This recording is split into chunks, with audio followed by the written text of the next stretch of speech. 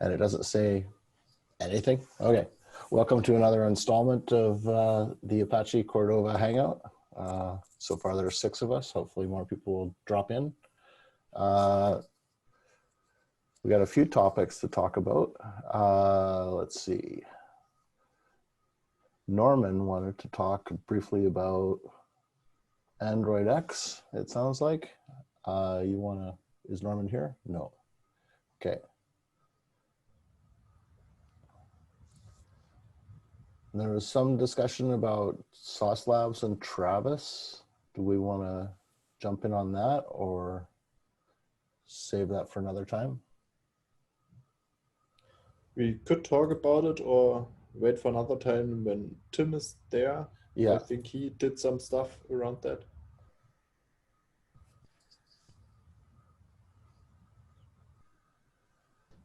Yeah, all the suggestions here are Tim in this list. And Nicholas wanted to talk about continuous integration. So yeah, that's Sauce Lab and Travis, same topic. Yeah. So I'll say in general that moving to GitHub Actions seems like something that we'd want to do. Yep. Yes.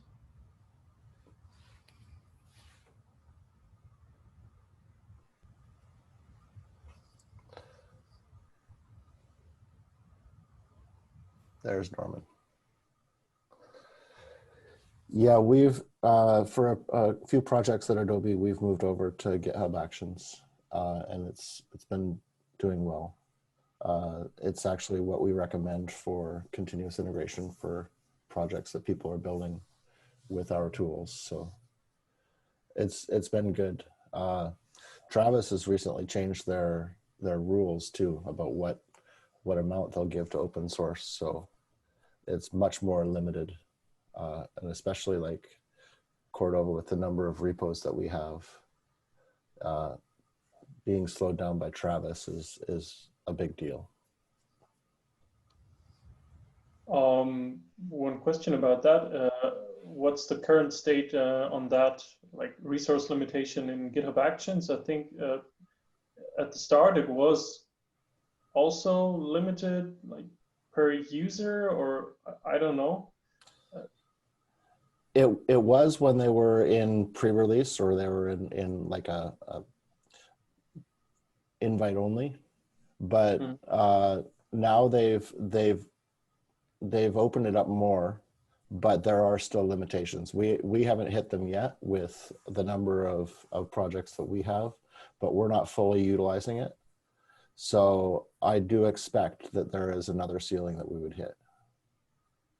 Do you know? Yeah, we've been looking into them at work too. And I think the limitation is that you can only have 6 concurrent things building on macOS and 50 on Linux and Windows. So this applies organization-wide. So we would share it with all other Apache projects because we're in the same organization. I would have to double check that. I think it was a repo level. It's repo level? I remember it being repo level because there's already another organization, another project that migrated over, and they are running like, I don't know, hundreds of jobs in like nightly, or like not even nightly. It's like it's just constantly running and slowing themselves down, but I haven't seen any performance issues on us.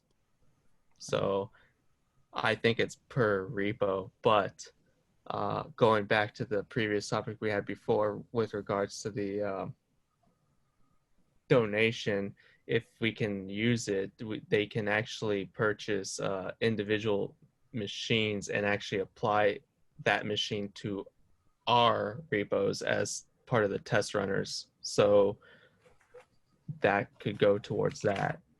So we could obviously, if there was issues where we do start getting slowed down, they can invest that into our project, and it wouldn't actually be like Travis, for an example, right? If you put it there, it's actually going to be given to every project.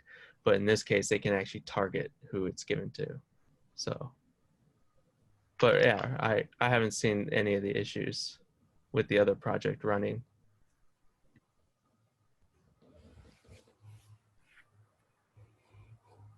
Yeah, that's another question of the donation, because I sent an email about trying to get, you know, what can we use it for, and I got no reply at all. So I'm gonna make a note to push back on that as well, because I mean it's almost a year we've had this money that we haven't been able to use.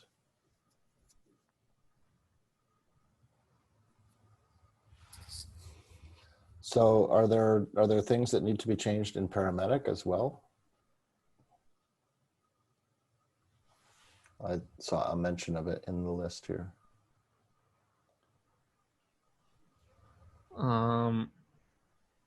So the other part of the topic, which obviously we might want to hold out for Tim on, is with regards to the sauce lab, which is all the stuff that's in paramedic as well. And I remember paramedic has changed, or sorry, sauce labs has changed something recently, and they're forcing us, like we would have to upgrade. And I believe part of it is you're not even supposed to use the JWT token stuff anymore, I recall, with them, and they won't help you if like there's an issue and you're using their old system at this point. And all of our browser tests are failing, but we have no idea why. And I remember Tim supposedly reaching out to ask them. So yeah, if we migrate to GitHub Actions, we don't even know what we're going to do with Sauce Labs at that point either. Like, yeah, we could probably still use it, but they're failing in the browser tests. We've been having issues every now and then when with like iOS or Android, but we obviously eventually get them fixed, but sometimes it takes forever to debug. I believe you can actually run the emulator tests, like the actual native tests within GitHub Actions. You don't actually, like, I guess the only benefit with Sauce Labs is you get a visual video that you can watch if there's an error. But I don't know if we actually, I've never really watched that ever if it failed. I just look at the console log output. So if that's all we really need, Sauce Labs could probably go, and if it goes, we could probably clean up paramedic. But obviously other people might use it. I think I've heard of maybe like one or two people that's not, you know, Cordova using it for their plugin, but I don't know what they use. I use it for one of my plugins, but it fails now too, so I don't want to use it anymore. So get rid of Sauce Labs sounds good. Yeah, the original benefit of Sauce Labs was that they're running on physical equipment. So if that's not happening for us, then I mean, it's no different than running the tests on your own machine, right? Because the way it was set up was for emulator, like outside of Sauce Lab, it's running in an emulator, which gives you a pretty good indication if things are broken, but it doesn't test all of the Android devices or different Android versions and all of those sorts of things that we do want some coverage on.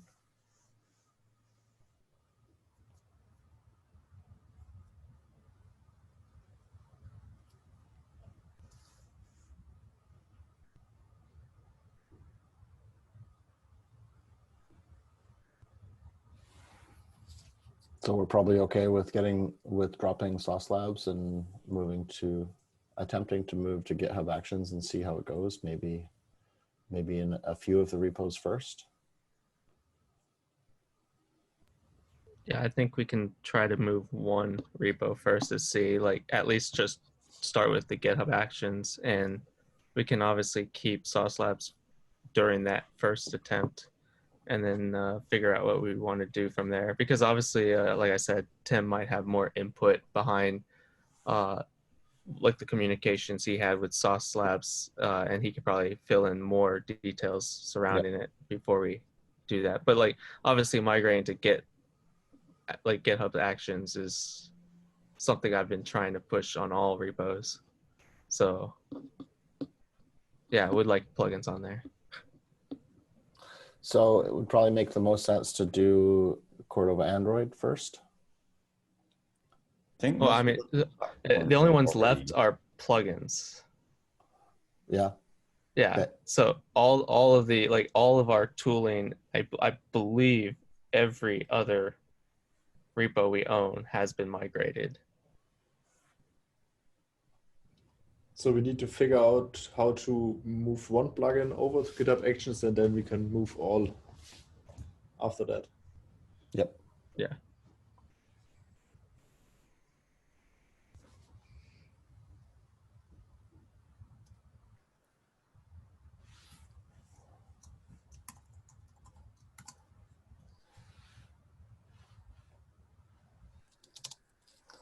Is there more to talk about on this, or shall we jump to another? Anyone have another topic that they want to discuss?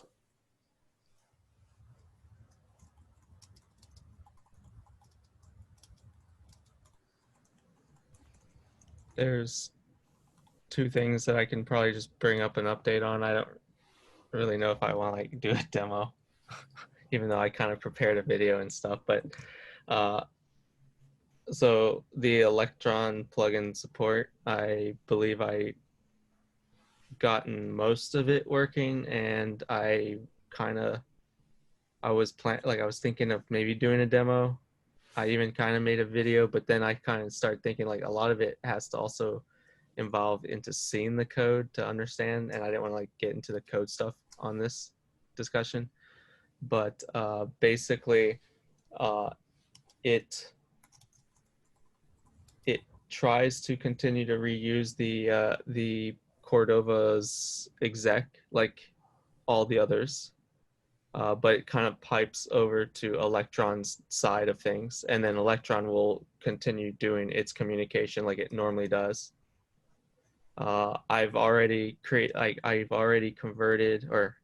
added to the Cordova device plugin an example of the Electron implementation. My idea was that when you define it, you're actually defining a sub npm package that's like inside the actual plugin itself. Because I would think it's nice to support multiple versions of a dependency. So like maybe 2 or 3 plugins out there has the exact same dependency on FS Extra, but at different versions. So I wanted to be able to support that. And so far it seems like it's working out pretty well. I was able to add the plugin, remove the plugin.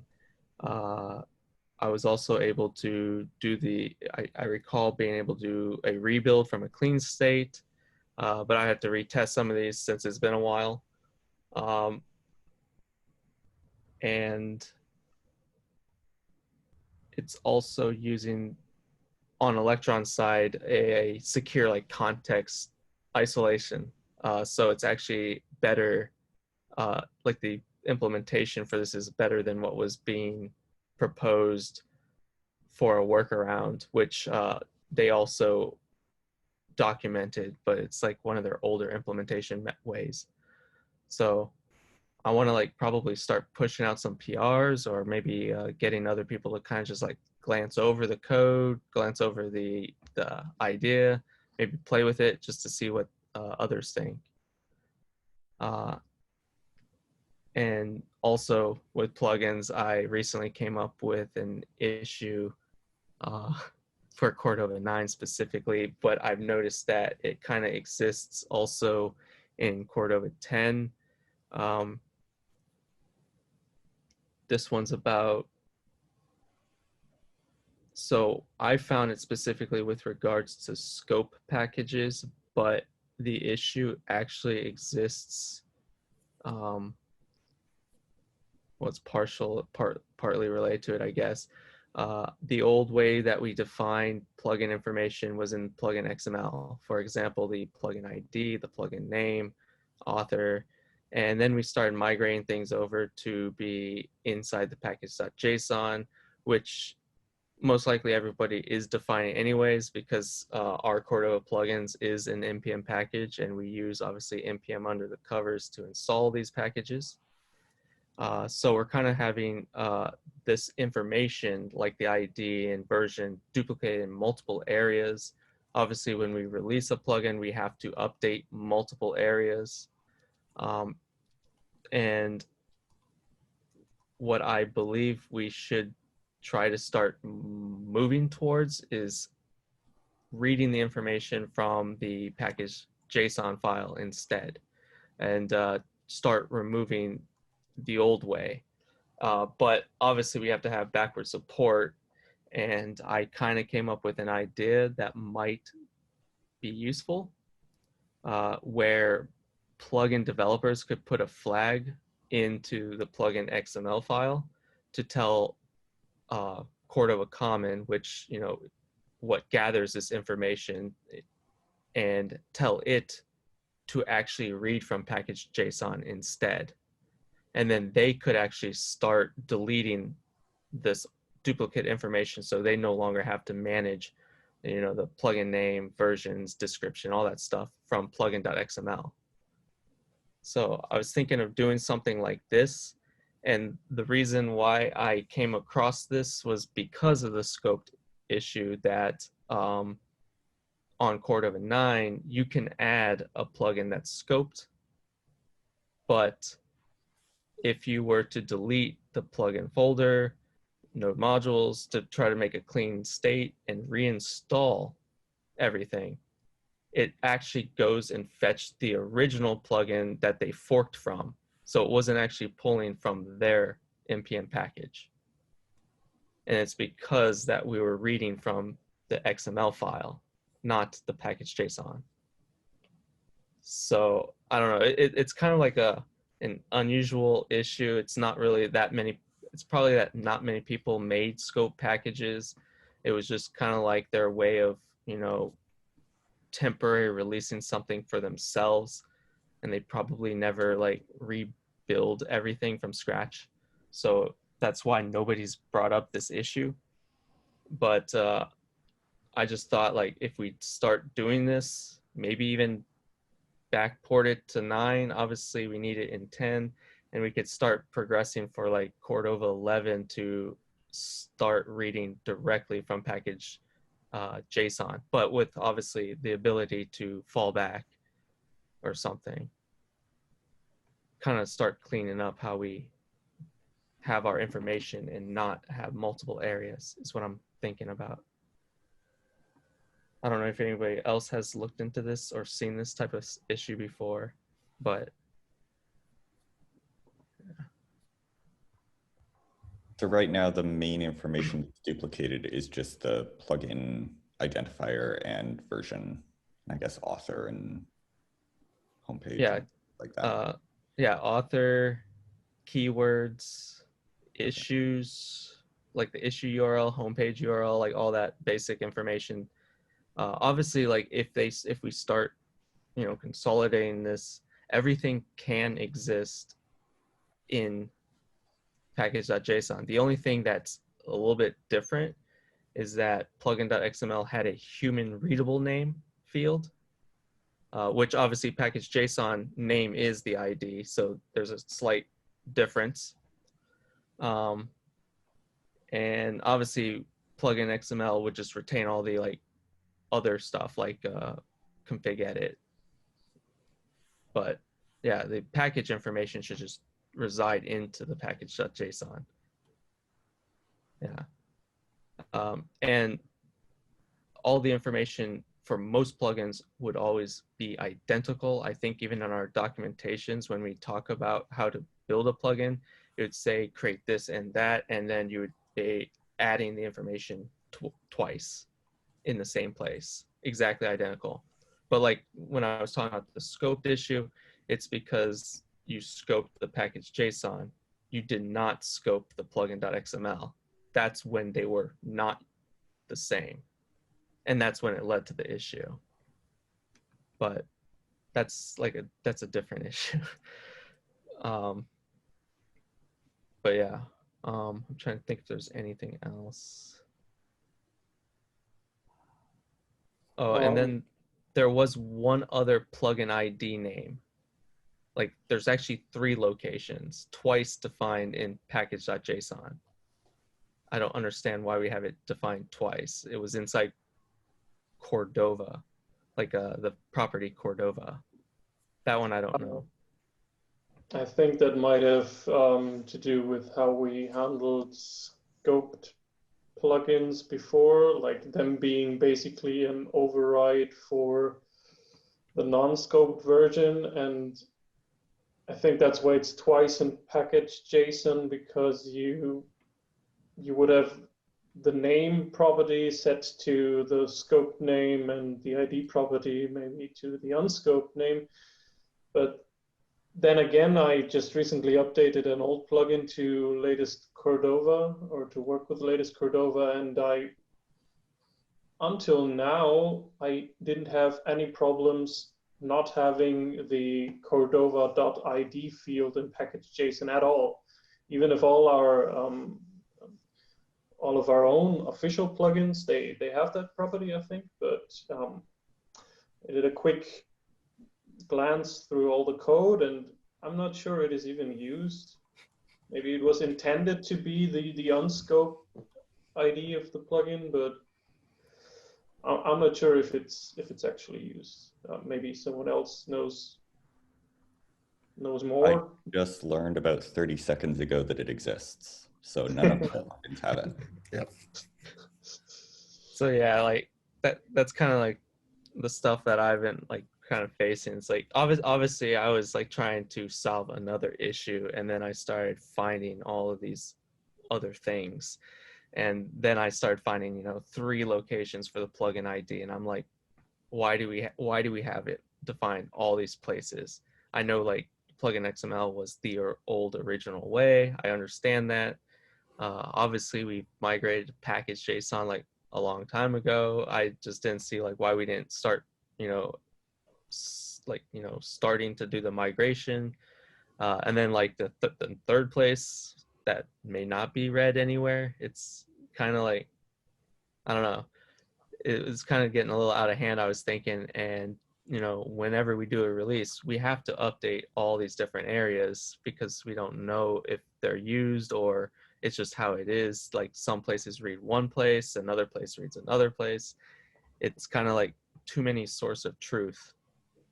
So yeah, I just felt like it might be a good idea to start thinking about simplifying and consolidating the source of truth.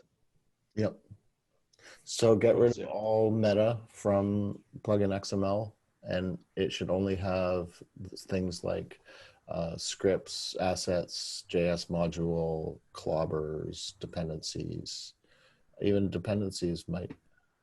Dependencies are not actually, so that's another piece that's a little more tricky. Yep. Actually, so yeah, actually for plugins and config XML, this is a tricky discussion because a lot of people like we tell people to put dependencies in package.json because that's where it should reside, so it would be easy to install. But there are some people who make a case which is understandable, which we don't have an answer for yet, is that what happens if I want to install this package dependency only when I run a Android build? They don't want to like check out a dependency if it was specifically for iOS, even though it may not get bundled up with their app. It's just, it takes time to check out all these dependencies. Or let's say they have 2 dependencies that do the same thing, like camera plugin 1 and camera plugin 2, but plugin 2 works better for Android and camera plugin 1 works better for iOS. So they wanted to have these 2 different plugins. So that's kind of why I think dependency is a little tricky to we can't get rid of it just yet because people kind of use that type of workflow. Yeah, dependency is different because it's not a node dependency. It's a plugin to plugin dependency. And I seem to recall that you might be able to put that inside the Android tag or the iOS tag, and it would only be a dependency for that when it was installed on that platform. Yes. But that would fix some stuff, right? If people knew about that.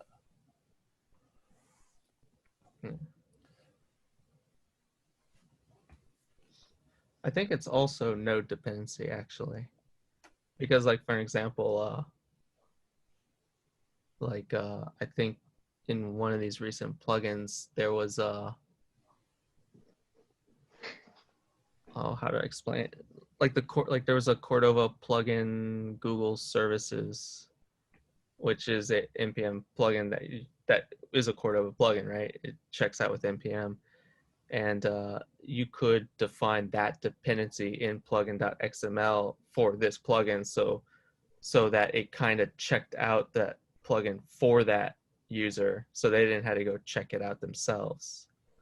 Even it's still an npm. Like I do know there's the other plugin dependencies like frameworks, specific, like iOS frameworks or Yep. Gradle stuff. So I do know there's those. That's different. Yeah. I think a lot of this confusion comes back to when plugins were first being published in a registry. Cordova was running its own registry that was based entirely off plugin.xml. And then when it was decided to move to using NPM, because that already existed and the tooling already existed around that, basically in order to publish something to NPM, you need to have a package JSON. So that's how we ended up adding package JSON to plugins. And it was less so us intending to use package JSON as a package JSON and more of a, we need a package JSON so that we can publish these to NPM. But all the rest of the Cordova tooling was still relying on plugin XML. When we actually had our own registry, it was actually just another deployment of NPM, right? So there was a package JSON at that time too. I think it was, we were trying to define one file, and we thought that file was going to be plugin.xml. And not package JSON. And at some point we realized that we needed both. And then some stuff just got duplicated. And I would think that in 90% of the cases, it's only read from one place.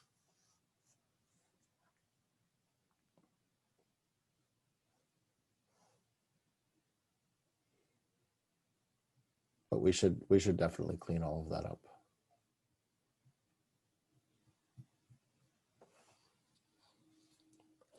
So we've got the 6-minute timer running. Do we want to, now that Tim is here, do we want to jump back to some of the CI/CD conversation?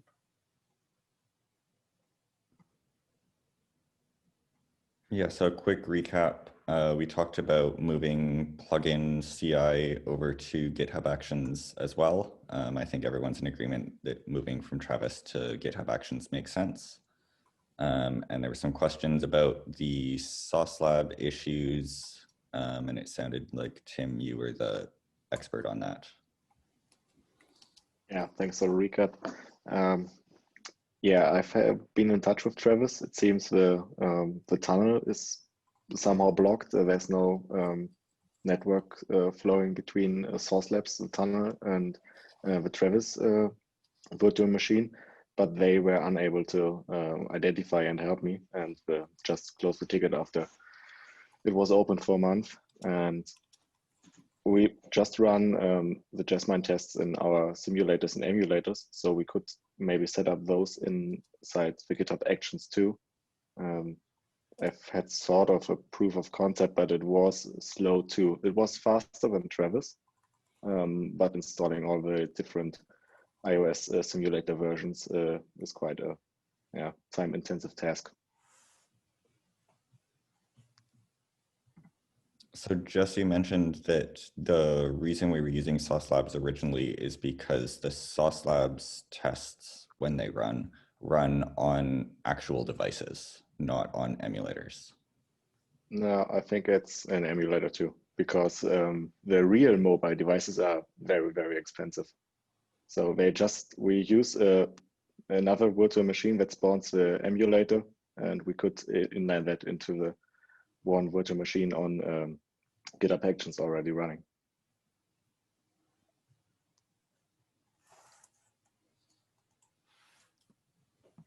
Once upon a time, they were real devices. Yep. Yep. That might be, yeah. But currently we are using emulators and simulators. So was there something else that, like, I remember you saying that you asked them for help before on some other issue, maybe with regards to the browser or whatever. And I think when you brought up that you were using JWT or whatever to communicate, they were like, no. Yeah, because the JWT add-on, no, WT add-on is deprecated since 2 years, but it still works. And that's the only reliable way to enable passing the source labs secret key to pull requests, because otherwise, if we have a PR from a non-Cordova branch, it won't run the test suite.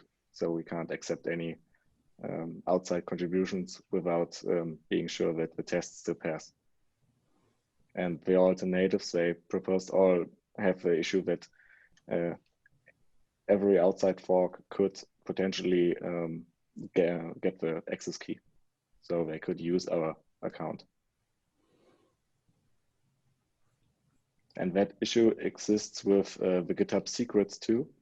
There's no way that a fork can access it, but it has no access like printing it to the console or something like that.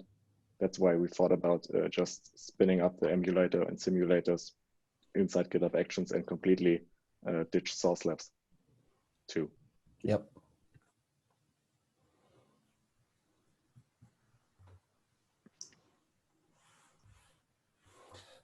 Yeah, all for the GitHub Actions. I love the way that they obfuscate all your secrets. Yeah, we don't even need any secrets anymore, because we can just use the Mac machine they offer and install the missing simulators in case we want to test some obscure iOS 11 versions.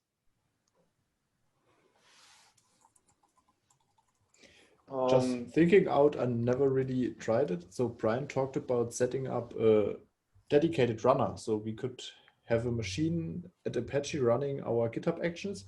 If we install the simulators there, all versions, wouldn't that be faster because we don't have to install them all the time? Do you know more about that? No, unfortunately not yet, because I've just used the provided runners. In theory, that sounds like it would speed up things, but I'm not sure if outside forks can use custom runners. That needs to be researched first. Yeah, that sounds like a problem. Yeah, it all works very well, but at the point you have outside contributions, it all begins to suck.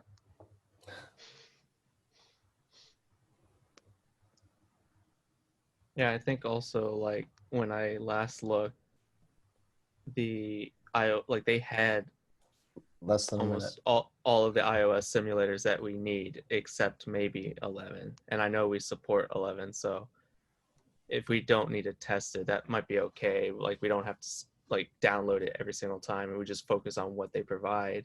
That's the only other option. But I know we want to like support 11.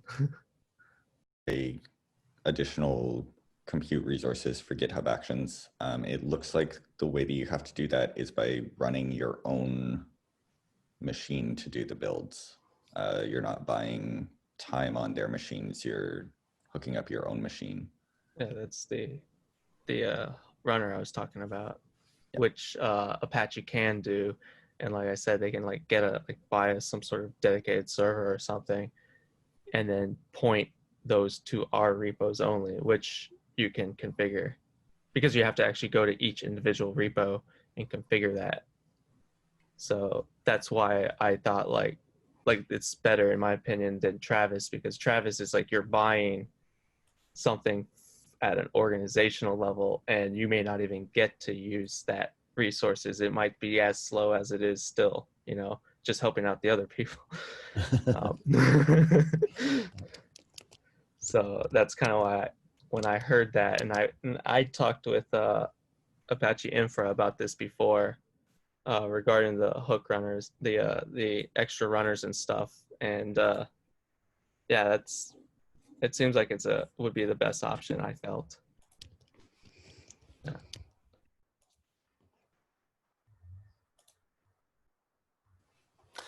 Is there any more on this subject, or shall we end the call? I can dig up my proof of concept and maybe make a draft PR and send it to the dev list so we can take a look how a plugin GitHub Actions could potentially look like. That sounds great. That'd be awesome. Yeah. Okay, well, thanks everybody. It's great to see your faces. We'll try to do this again I'll aim for 2 weeks, and if nothing comes up, then we'll push it out a little further. But I do like the 2-week cadence as long as we have stuff to talk about. Great seeing you all.